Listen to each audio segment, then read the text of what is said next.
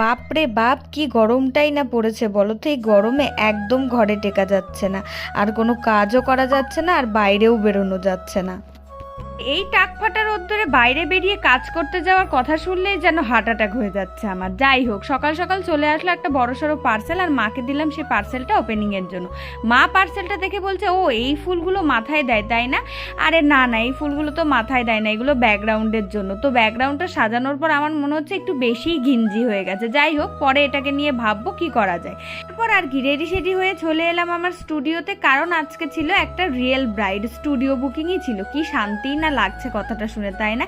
এই টাকফাটা রোদ্দুরে আমাকে আর বাড়ি থেকে বেরোতে হয়। স্টুডিও বুকিং থাকলে যেন মনে একটা আলাদাই শান্তি থাকে। যাই হোক, এই গরমে কিন্তু তোমরা ভালো করে আগে স্ক্রিন প্রিপারেশন করে নেবে ব্রাইডে। এখানে কিন্তু আমি ব্রাইডের মেকআপ শুরু করার আগে 15 থেকে 20 মিনিট পাতি লেবু আর বরফ পাফ করেছি।